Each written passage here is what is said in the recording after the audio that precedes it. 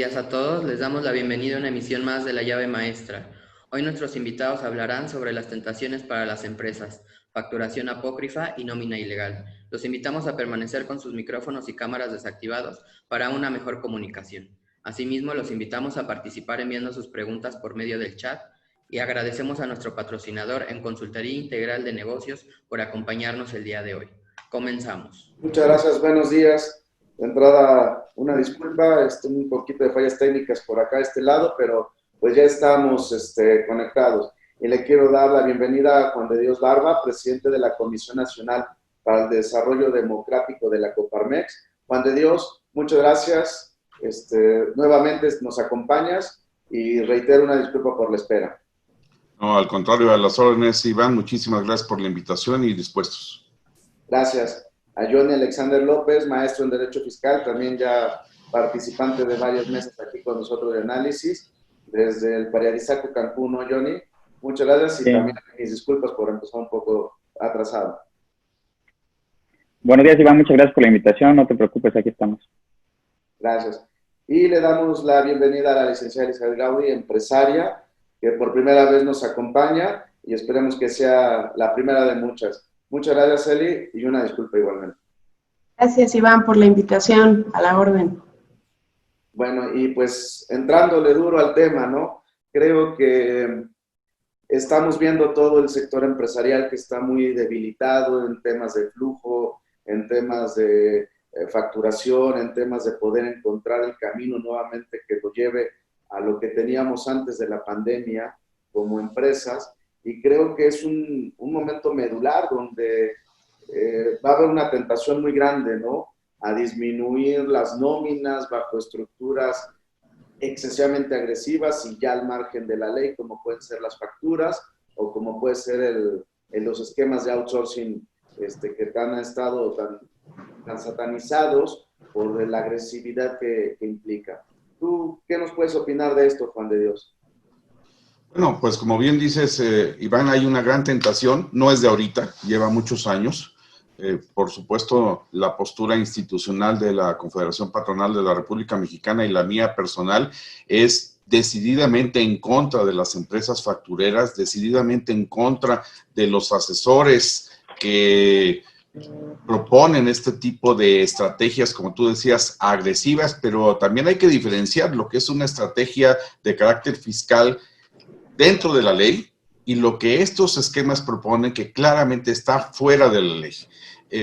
Se convierte en una competencia desleal, en una traba sobre todo para las empresas pequeñas y medianas que lo que quieren es hacer bien las cosas, y por el otro lado pues existen estas empresas factureras. Sabemos que el gobierno ha iniciado una acción en contra de ellas, pero también creemos que esas acciones han sido todavía insuficientes. Vemos que hay colusión por parte de servidores públicos, vemos que se ha convertido esto en una gran industria y lo tenemos que combatir. Lo tenemos que combatir. Creo que es un momento ahorita en donde hay que concientizar a los empresarios, a todos, grandes, medianos, pequeños, de que este tipo de estrategias en el mediano y largo plazo les salen mucho más caras.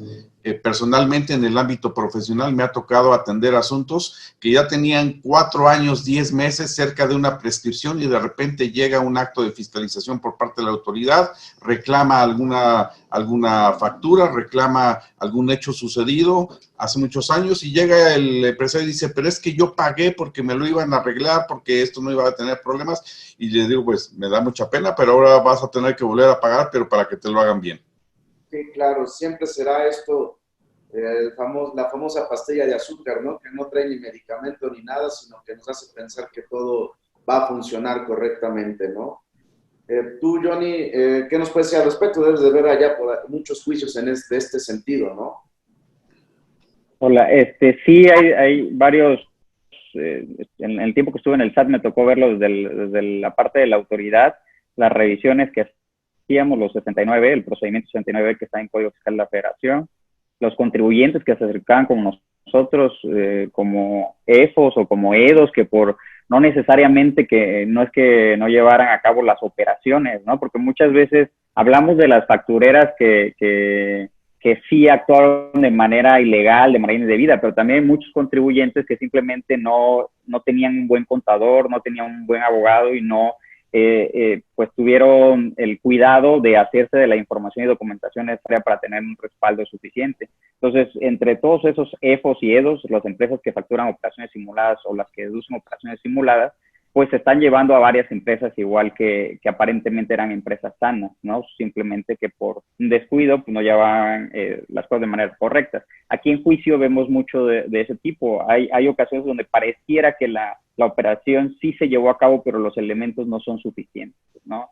Entonces, si los elementos no son suficientes y se ubica en el supuesto que prevé, que establece el 69B para desconocer que no tienen personal, que no tienen infraestructura, que no tienen activos, pues desafortunadamente el procedimiento ya está, el procedimiento pues es algo agresivo, pero la propia Corte estableció que es constitucional y pues sí, los contribuyentes tienen que tener mucho cuidado, más ahora a raíz de las reformas penales, ¿no? que ocurrieron el año pasado, noviembre de 2019, y en vigor en este año, donde si rebasas de cierto monto, que son 4.800.000 pesos del monto de lo defraudado o de las facturas que compran o venden, pues puede ser un delito considerado grave, ¿no? Donde amerita prisión preventiva oficiosa y donde es aplicable la ley de extinción de dominio y donde pues la autoridad tiene muchas herramientas y pasa lo que habíamos comentado en pláticas pasadas, ¿no? Cómo es que las grandes empresas pagaron tantos miles de millones de pesos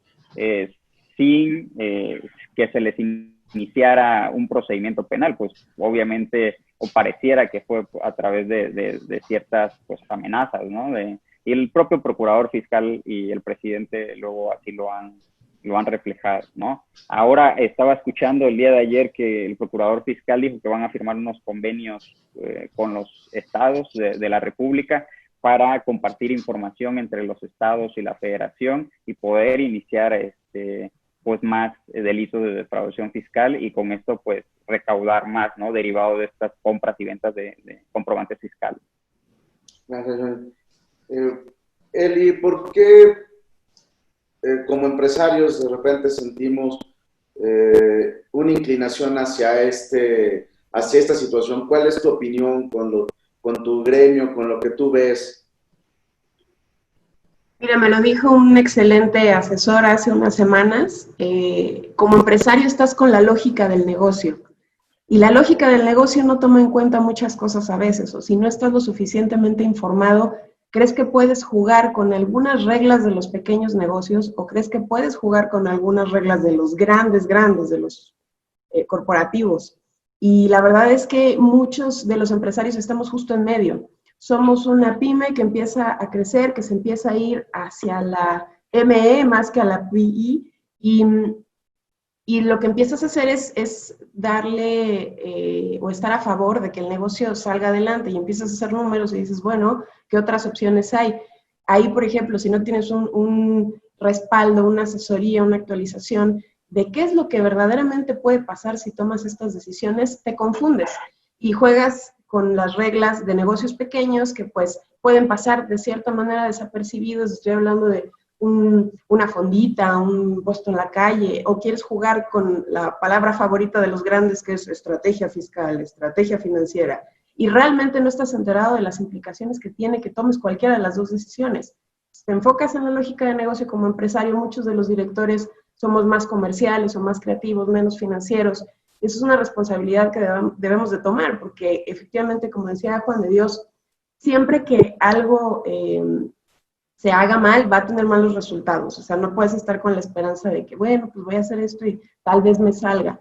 Tarde o temprano, es una cuestión de tiempo nada más. La consecuencia llega. Entonces, creo que es por eso que algunas empresas podemos llegar a tomar malas decisiones. Gracias, Eli.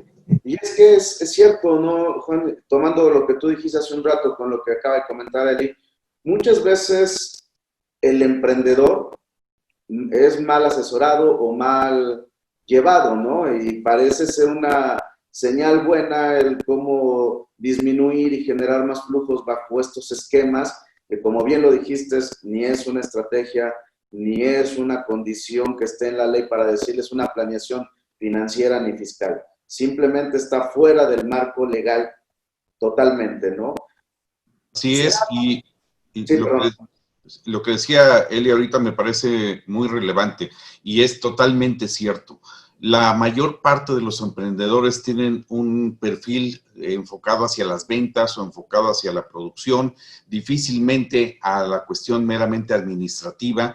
Y aquí lo que se necesita es tener una visión de prevención de riesgos, es decir, para poder tomar decisiones en una empresa, y es obligación de cualquier asesor, contador, abogado, cualquiera que esté asesorando a una empresa, no es proponer estrategias, antes que nada es prevenir los riesgos. Por supuesto, el empresario es el que toma las decisiones al final y el asesor es el que tomará la decisión de si acompañar o no a ese empresario en las decisiones que tome, porque hoy en día, y creo que lo señalaba Johnny, es tan responsable el empresario como el asesor, como el contador, como el abogado, que propone cuestiones que estén totalmente fuera de la ley.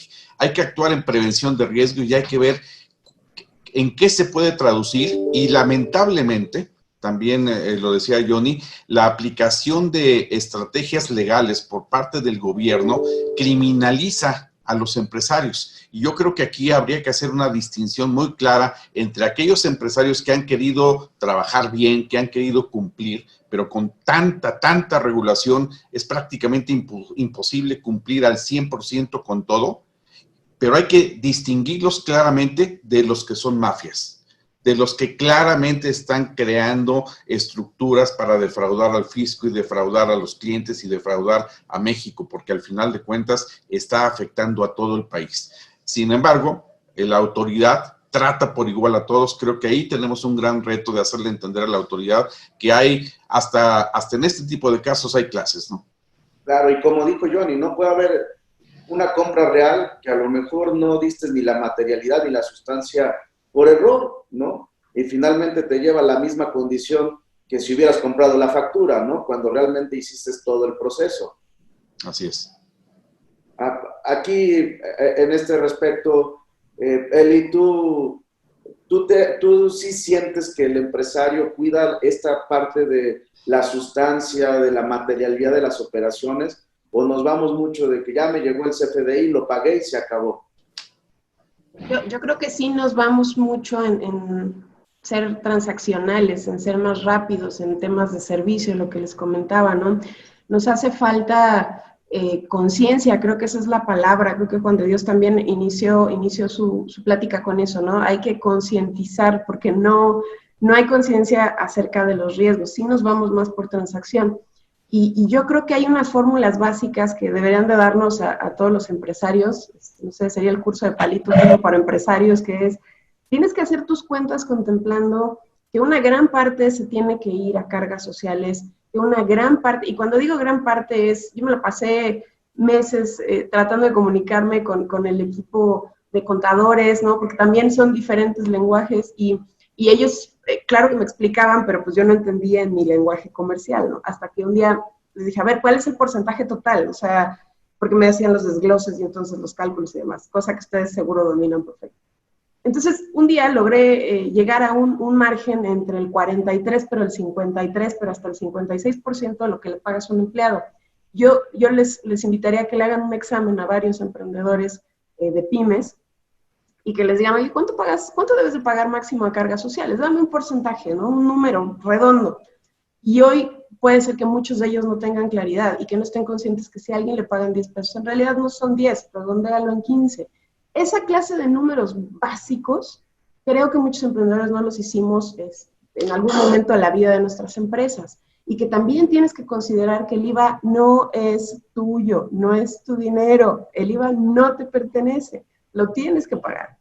Es otra de las cosas que deben de comprender. Te puedes financiar unos días con el IVA, pero tienes que pagarlo al final del día, tienes que declararlo y vivir con el hecho de que de todo lo que ganes, mínimo el 30%, más lo que se le ocurra a la autoridad, tiene que ser pagado.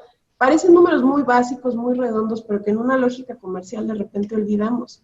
Entonces nos clavamos en la parte de transacción, dejamos ese tema de lado y no hacemos nuestros números. ¿Cuánto verdaderamente debo vender para no trabajar únicamente para el IMSS, para el SAT y para mi equipo? ¿Cuánto debo vender? ¿Cómo debo de operar? Para evitar también riesgos y no nada más, a ver, trabajado para tener un número negativo porque compré muchos riesgos en el camino. Eso creo que se necesitaría hacer con varios de nosotros y no enfocarnos tanto a transacción. Gracias.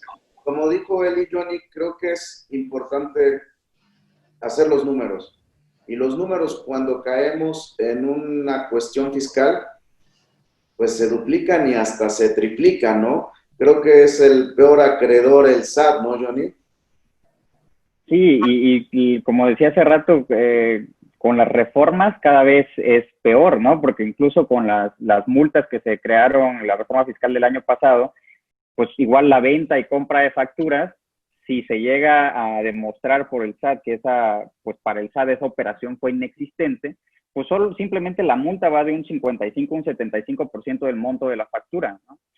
Más todo lo de la defraudación fiscal y etcétera, ¿no? Sí, es una carga económica para las empresas muy importante, esta cuestión de la compra-venta de facturas, de las operaciones simuladas. Pero entonces, ¿qué es lo que dicen los contribuyentes, ¿no? Los empresarios. Pues, ¿qué hago? El empresario sano lo que le interesa es ¿qué hago? ¿Qué tengo que hacer para que mi empresa esté sana? Y es que tampoco es una fórmula tan fácil, ni el SAT la ha puesto tan clara, ni se encuentra en la ley tan claro, porque el simple término de materialidad que usamos no existe, o sea, no hay un concepto que te diga materialidad es esto. Y para que la empresa esté sana necesitas A, B, C y D, porque no lo dice el código, no lo dicen las autoridades, la propia Prodecon piensa de una manera, el SAT piensa de otra manera. Entonces, para la empresa en realidad es complejo, ¿no? Y más si se tienen en cuenta estos aspectos que comenta Eli, ¿no?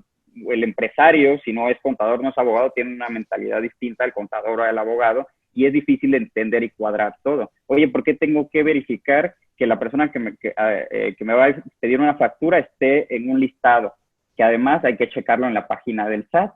¿Pero por qué? Si yo veo que está la empresa ahí, porque además puede ser una empresa que exista, ¿no? Una empresa que exista, que lleva a cabo operaciones, pero que haya tenido operaciones inexistentes con solo un contribuyente y derivado de eso todas sus operaciones pues ya no son válidas y Eli se convierte en un EDO, por ejemplo. Entonces, Eli va a tener 30 días para desvirtuar esas operaciones. Pero si Eli no está al corriente checando el diario oficial de la federación, la página de internet del SAT, esos 30 días se le van a ir. Entonces, también los artículos, los preceptos legales que actualmente tienen los empresarios son muy agresivos, son muy limitantes y hace que para las empresas cada vez sea más complejo todo, ¿no? Entonces, deberían todas las empresas estar bien informadas, teniendo un buen contador, un buen abogado, y pues desafortunadamente tampoco es tan sencillo conseguir un buen contador y un buen abogado, pues también hay sus malos abogados y los malos contadores que se aprovechan de esa situación. Sí, claro. Tú también comentabas hace un rato, Juan de Dios, que yo creo que una de las partes importantes que el emprendedor mexicano debería de tener, cuidando nuestro país, cuidando nuestra economía, cuidando las empresas, son los asesores. Finalmente, creo que el emprendedor también, como lo dijo Eli, es muy bueno para lo que diseñó su producto y es a lo que debe de enfocarse, pero reunirse de la gente que lo ayude a crecer, ¿no? Porque prácticamente con el post-COVID vamos a ver muchas empresas desaparecer porque hacían estas prácticas, ¿no, Juan de Dios? Así es, y todavía en ese caso, cuando hay empresas que lamentablemente tengan que cerrar, también hay que hacerlo bien, porque hay empresarios que dicen, bueno, ya troné, ya voy a cerrar operaciones, nunca se preocupan por tener un domicilio fiscal donde les pueda llegar una notificación que les puede llegar en los siguientes 5 años, no se preocupan por presentar las declaraciones o hacer una liquidación o una disolución en forma. Todo esto implica costos y lo que menos quiere el empresario cuando ya le fue mal en el negocio es seguir gastando, pero vuelvo al mismo tema, se trata de prevenir. Ahora, también luchamos con la idiosincrasia. Eli es muy joven, pero empresarios que tienen 30, 40 o 50 años de serlo, dicen, es que yo siempre lo he hecho así. Bueno, sí, así lo habías hecho, pero ahorita ya cambió.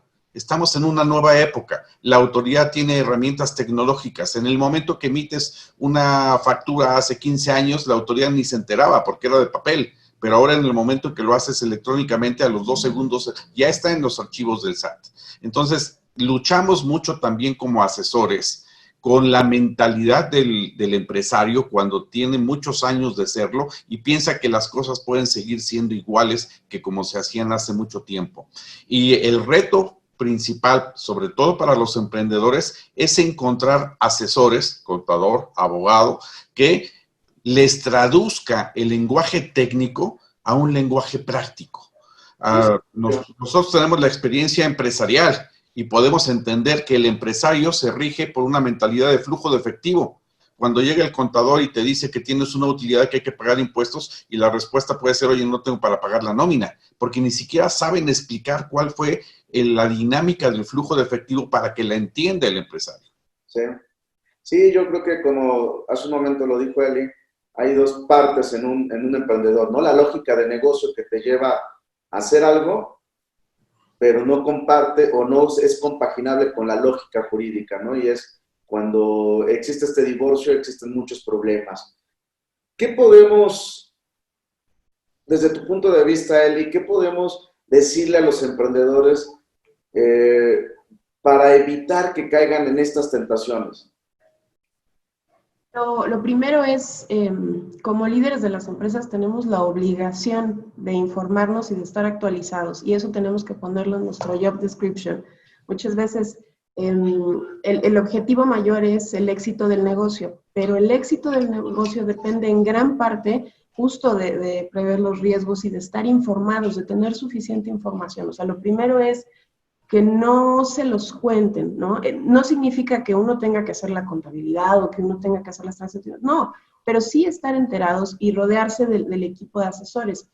Y también un poco abrir los oídos, porque en ocasiones también lo que pasa con nosotros es que el perfil es necio, ¿no? El perfil es terco y me uno un poco al grupo y llega el contador, llega el financiero, llega el asesor y te dicen, oye, creo que por acá aguas porque puede haber problemas.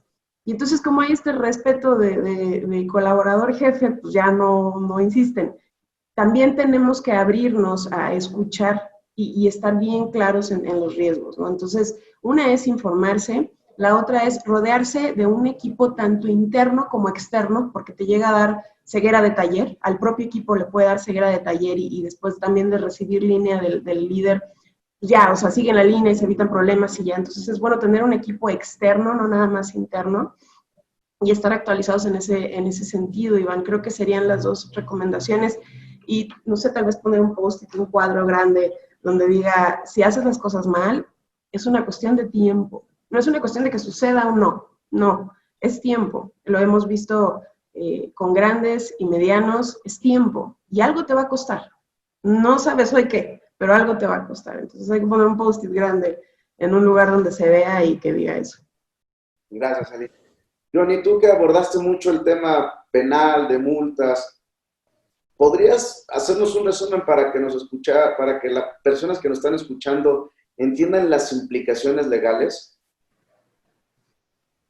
Sí, claro. En el Código Fiscal de la Federación, a raíz de todas estas cuestiones, antes, como bien lo decía Juan de Dios, pues las facturas eran en papel. A partir de hace algunos años, aproximadamente 2010, 2011, las facturas empezaron a ser, ya no son facturas, son comprobantes fiscales digitales por Internet, el CFDI, ¿no? Entonces, a partir de ahí y hasta la fecha, la autoridad fiscal ha establecido cada vez más requisitos para que todos estemos obligados a expedir un comprobante fiscal digital por Internet dependiendo de las operaciones que hagamos, ya sea una compra, una venta, la prestación de un servicio. Ahorita es muy difícil que haya una factura falsa, ¿no? Como bien, porque el comprobante fiscal, pues, tiene ciertas características de seguridad. Lo que es falso y lo que el SAT detectó que es falso es la operación, lo que ampara ese comprobante fiscal, esa venta, esa compra, esa prestación de servicio. Entonces, para que no pase eso y para que el contribuyente no lo haga, el gobierno ha establecido en la ley diversos mecanismos para coaccionar e intentar que los contribuyentes no compren ni vendan facturas. Entre ellos tenemos cancelación de sello digital, que está en el 17H bis actualmente, 17H, 17H bis, que hace que te cancelen tu sello digital, que es el que funciona para que el contribuyente pueda expedir un comprobante fiscal digital por Internet, ¿no? Entonces, si para el SAT estás comprando o vendiendo facturas, pues te va a cancelar tu certificado de sello y ya no vas a poder emitir. Te puede multar. En los artículos 79, 81, 83 de Código Fiscal de la Federación y más, establecen multas por casi cualquier irregularidad fiscal. Si tú señalaste un domicilio que no era, si tu domicilio no es un domicilio fiscal, porque una cosa es que sea un domicilio y otra cosa es que sea fiscal. El artículo 10 establece las características de domicilio fiscal. Si compras y vendes facturas, pues es una multa distinta. Además de eso, penalmente se te sanciona. Una cosa es la sanción administrativa, que son las multas, clausuras, embargos, lo que hace la autoridad, y penalmente se sigue un procedimiento independiente, que a partir del año pasado se hizo más agresivo para la autoridad, ¿no? Antes, ¿qué pasaba? Pues te seguían por el delito de defraudación, un procedimiento penal por el delito de defraudación fiscal, y pues tú podías seguir todo el juicio en libertad. A partir del año pasado se estableció que si el monto de lo defraudado excede de 4.800.000 pesos, amerita prisión preventiva oficiosa. Y es decir, vas a estar en la cárcel en lo que dura todo ese procedimiento penal hasta que se dicte sentencia, que puede durar mucho tiempo, ¿no? Además de eso, si rebasa esa cantidad, se considera que es delincuencia organizada y que es un delito que atenta en contra de la seguridad nacional. Esto va a meritar que, si así lo ordena el juez y previa solicitud, te puedan intervenir comunicaciones, puedas estar vigilado, puedan estar pues, los teléfonos, todo, tu computadora, y te pueden aplicar la ley de extinción de dominio, que es una ley distinta que pues también es agresiva, que esto implica que mientras dura todo el procedimiento penal, aunque no se te haya sentenciado, te retiren tus bienes, pierdas el derecho de tus bienes, incluso los pueden vender, y para recuperar algo de lo que en teoría se defraudó, y si al final tú obtienes una sentencia favorable, pues se te va a devolver lo que se vendió, al que a lo mejor ni siquiera es el precio real, ¿no? Entonces tienes muchas consecuencias muy graves, desde que puedes perder tus bienes, desde que puedes estar en la cárcel, desde que administrativamente te pueden poner multas, que además con las reformas al Código Penal y al Código Nacional de Procedimientos Penales no solo se sanciona en este tipo de delitos graves a la persona física, sino también a la persona moral, es decir, te pueden suspender como persona moral y puedes hacer que cierre tu empresa, ¿no? Independientemente de que el delito lo haya cometido alguien. Y como bien decía Juan de Dios, también implica la responsabilidad. No es como antes que, bueno, solo se va a ir el socio o el accionista. Pues va a ir el representante legal, socio, accionista, abogado, contador. Va a depender del delito y de a quienes se le impute la responsabilidad, ¿no? Entonces, sí es muy grave todas estas cuestiones, y como empresario, como bien decía él y Juan de Dios, pues tienen que estar muy bien informados de las consecuencias que sus acciones conllevan, ¿no? De estar muy bien asesorados y pues de tratar de llevar lo más sano posible su empresa, con el IMSS, con el Infonavit, con el SAT y con todas las autoridades, porque todas están vinculadas y todas comparten información. Entonces, si tú tienes trabajadores declarados ante el SAT, pero no lo tienes ante el IMSS, por ejemplo, pues el SAT te va a decir hay información falsa. Alguno de los dos no estás mintiendo, y pues yo voy a presumir que no tienes trabajadores, ¿no? Entonces, tiene que cuadrar toda la información que tú le des a todas las autoridades, tiene que cuadrar muy bien para que no se presuma que estás mintiendo y que, por lo tanto, tus operaciones son simuladas. Muchas gracias, Johnny, muy interesante, y pues creo que ya nos dio miedo a todos, ¿no? Juan de Dios, hace rato platicábamos del asesor y en la mesa salió el comentario de que hay operaciones inexistentes y hay operaciones existentes, ¿no? Pero que ambas pueden caer en la misma tesitura. Y Johnny comentó que la sustancia y la materialidad no está descrita en la ley. ¿Tú qué nos puedes decir como parte de la Coparmex, como consultor, parte independiente, de qué materialidad podemos tener como mínimo y sustancia para estas operaciones? Sí, con todo gusto, Iván. Bueno, mira, podemos partir de que las disposiciones fiscales señalan que nuestra contabilidad la debemos de llevar a cabo, la debemos de registrar conforme las normas de información financiera, los antiguos principios de contabilidad generalmente aceptados, o con el método que nuestra empresa esté obligada a llevar, que pueden ser incluso los principios estadounidenses, o puede ser incluso las normas internacionales de información financiera. Y ahí hay un concepto de materialidad, pero de manera práctica yo lo que diría es, cuando hay compra o compraventa de bienes, de alguna manera hay que acreditar a quién se lo compré, existe la factura, si es de importación debe haber un pedimento de importación, debe haber el mecanismo para el traslado de esos bienes, tiene que haber un testigo. Y yo creo que hoy, utilizando la tecnología, podríamos tener incluso hasta fotografías o videos de esos lotes que nosotros estamos entregando. El tema más delicado puede ser en los servicios, que estos conceptos de servicios, las famosas asesorías, consultorías, programas de calidad, que a veces son conceptos utilizados de manera fraudulenta para justificar el pago de una factura, eso es más difícil de acreditarlo. Si vamos a llevar a cabo ese proceso, entonces tenemos que documentarlo muy bien desde la identificación plena de quien me está dando esa asesoría o esa consultoría hasta los entregables. ¿Cuál es el informe? ¿Cuál es el documento final? ¿Dónde están los manuales de organización y de procedimientos que realmente lo acredite? Y una cosa más, que los costos sean razonables, que estén de acuerdo con precios de mercado que sean razonables. De repente podemos encontrar una factura por ahí que dice 4 millones de pesos por hacer un manual de organización para una pyme. Bueno, no hay manera de creer que esa operación pueda ser cierta.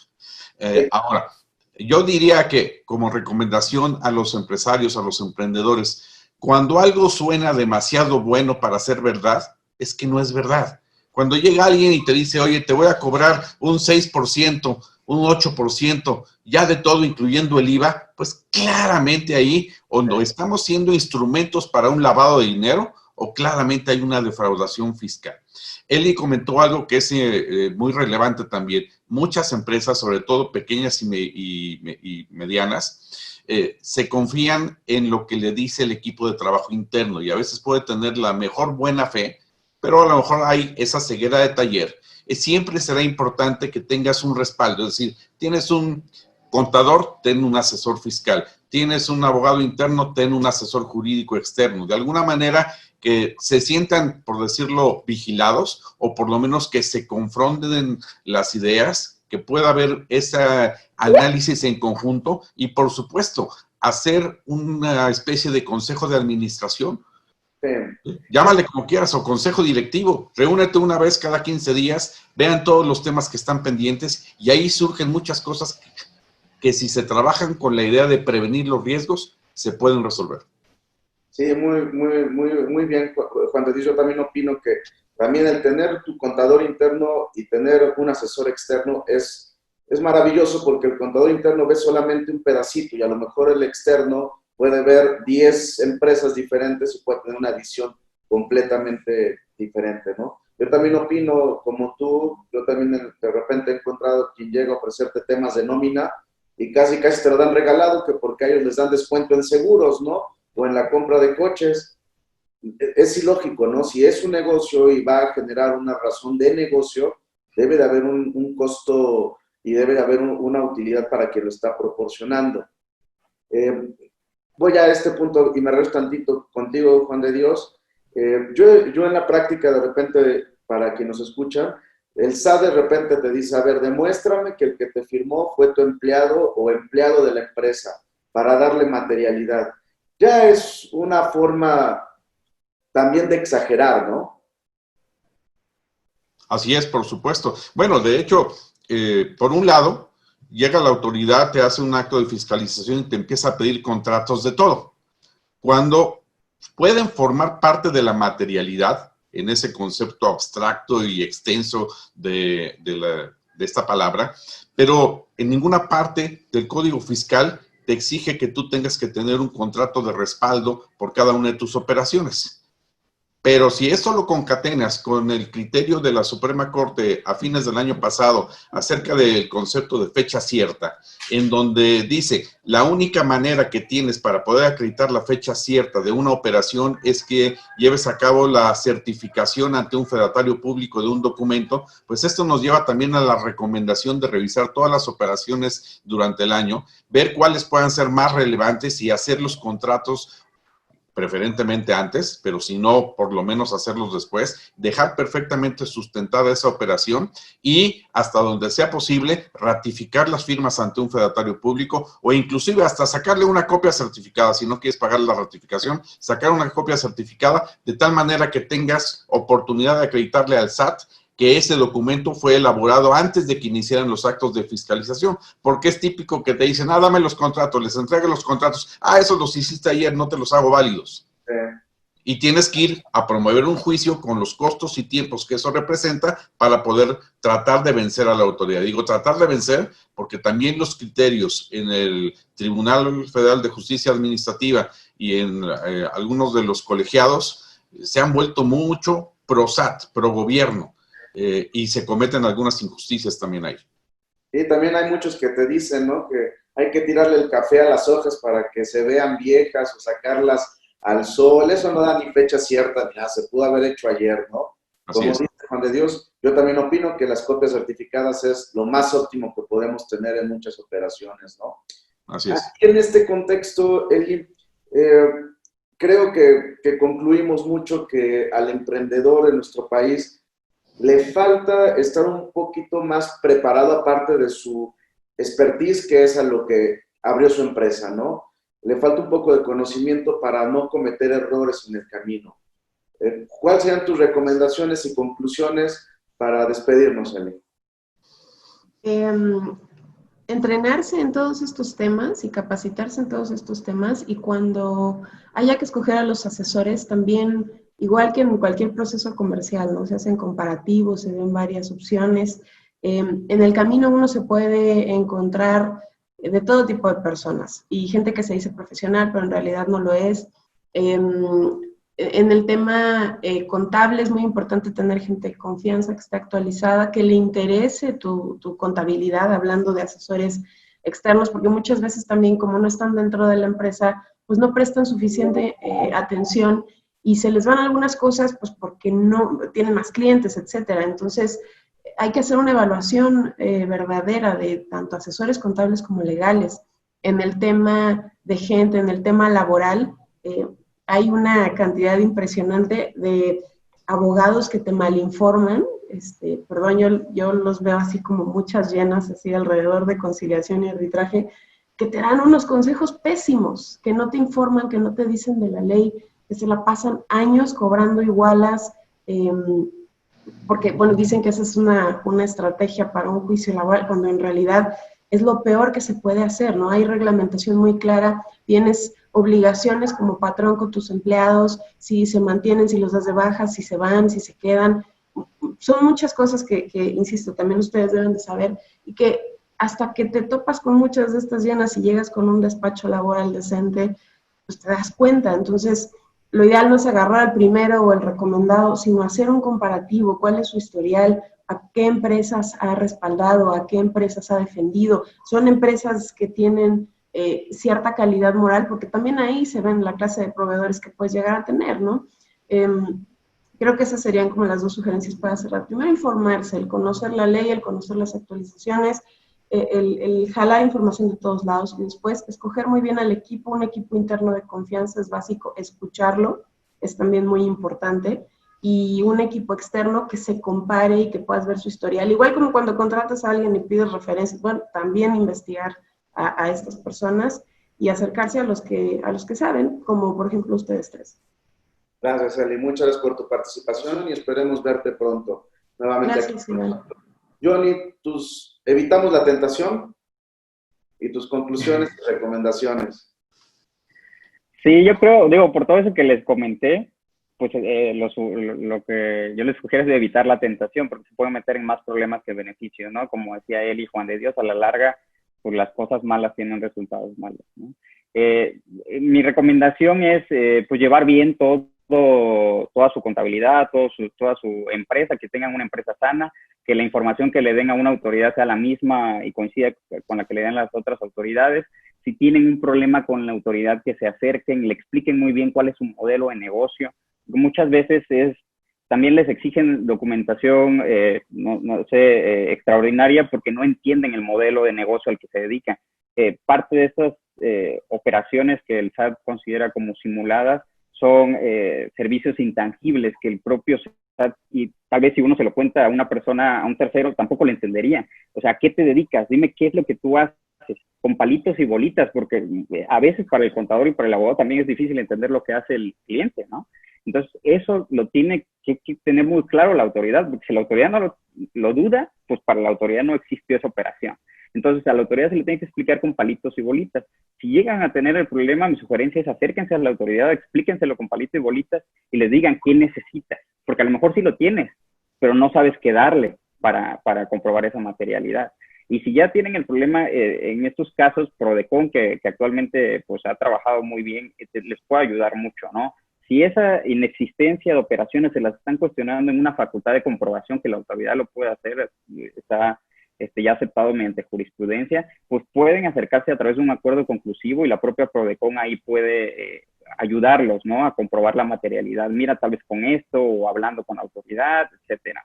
Si es un 69B, de la misma manera Prodecon los puede auxiliar o ustedes directamente con la autoridad. Pero es muy importante eso, porque yo llegué a ver muchas veces en el SAT que no era tanto de que tal vez la materialidad estaba, pero tal vez porque ni siquiera entendíamos a qué se dedicaba, ¿no? Entonces, una sola factura no ampara esa operación. Y si es un tan intangible como un servicio de asesoría, pues, ¿asesoría de qué? ¿Y cómo lo das? ¿Y qué necesitas? Y el contrato, luego los contratos también están muy básicos, ¿no? Y como bien dicen, si el contrato no tiene fecha cierta, pues el contrato, la autoridad ni lo va a apelar. Si solo tienes la factura y un contrato que no le van a hacer caso, pues hazte de más documentación, ¿no? Que es lo que yo recomendaría, hacerse de más documentación, tener un respaldo de todo, para que ustedes tengan armas para defenderse con la autoridad. Muchas gracias, Johnny. Nuevamente, excelente tu participación como siempre y esperamos contar contigo próximamente. Gracias. Juan de Dios, tú dijiste algo muy importante. Esto es un juego de riesgos, ¿no? Y con eso amarro la siguiente frase de que cuando pensamos que hay dinero fácil no es el negocio que yo estoy creando. ¿Tus conclusiones y recomendaciones, Juan de Dios? Pues primero, tener un proceso de toma de decisiones basado en la prevención de riesgos, en ver cuáles son las consecuencias de cada una de las opciones. Yo le diría a todos los empresarios y emprendedores, si tienes un asesor que llega y te dice, lo que tienes que hacer es esto, ese asesor no te sirve. La obligación de uno como asesor en la parte contable o legal es, mira, tus opciones son estas, A, B, C, D, las consecuencias que puedes tener son estas, A, B, C o D. El empresario es el que tiene que involucrarse en la toma de decisión. Muchas veces te dicen, oye, ¿y tú qué harías? Ah, bueno, yo haría esto por esto, pero tú eres el que tiene que tomar la decisión, porque luego se lavan las manos y nada más dicen, es que me lo dijo el contador o me lo dijo el abogado, pero ni siquiera entendieron el por qué llegaron a esa conclusión. Otra recomendación que es muy importante es que cuando llega la autoridad o nos requiere algo la autoridad, siempre tiene que estar enterado el empresario o alguien de confianza del empresario, más allá de la gente del equipo de trabajo. Porque luego resulta que por tapar un error, no le digo a mi jefe que llegó una notificación del SAT. Bien. Y luego no la atendí correctamente y luego se cancelaron los sellos digitales y entonces, oye, ¿qué pasó? Ya cuando le escarbas es porque alguien no fue transparente, no dijo lo que había sucedido, no pidió ayuda, quiso resolverlo para que no le llamaran la atención, no lo castigaran o no lo despidieran, y las consecuencias son tremendas. Igual como decía Johnny, si llega la autoridad, muchas veces de lo que se queja la autoridad es que solamente van contadores y abogados y quieren convencerlos o quieren amenazarlos o quieren irse siempre a juicio, porque obviamente a lo mejor hay abogados que cobran conforme el juicio, se va llevando y si se tarda 2 o 3 años es una iguala casi permanente, como decía Eli, sino que hay que ir como empresario con la autoridad, entender qué es lo que quiere la autoridad y que la autoridad entienda a qué te dedicas, cuál es tu giro, porque a veces mis colegas contadores son muy cuadrados o mis colegas abogados son demasiado técnicos y entonces no lo sacas de una cierta postura y entonces hay que traducir el lenguaje técnico al lenguaje práctico. Y eso el empresario lo sabe hacer cuando se trata de su negocio e inmediatamente te das cuenta si domina o no la actividad de su empresa. Es correcto, Juan de Dios. Muchas gracias. Es una participación otra vez muy buena para todos nuestros gente que nos está escuchando. Siempre tus comentarios muy acertados. Nuevamente les reitero muchas gracias a los tres. Creo que es una mesa excelente para que entendamos este tema de las facturaciones inexistentes o de los outsourcings que están fuera del marco de la ley. Esto es para que todos entendamos las consecuencias que podemos tener. Les agradezco nuevamente su participación a los tres. Muchísimas gracias, señor. Gracias. Quiero mandar saludos a Elizabeth, que nos están escuchando, a Aida Segura, Marcos Orsini, Arturo Navarro, Luis, Liz, Iván Peralta, Humberto Espinosa, Fernando Arriaga. Les mando un fuerte saludo a todas las personas que, bueno, no mencionamos, pero que nos están escuchando y viendo. Los esperamos el próximo miércoles con un nuevo tema que será de utilidad para estos tiempos y para todas las empresas y empresarios. Muchas gracias nuevamente. Nos vemos el miércoles en punto de las 11. Agradecemos su atención y su participación. No olviden visitar nuestra página y redes sociales para permanecer informados sobre próximas emisiones y repeticiones de La Llave Maestra. Hasta la próxima.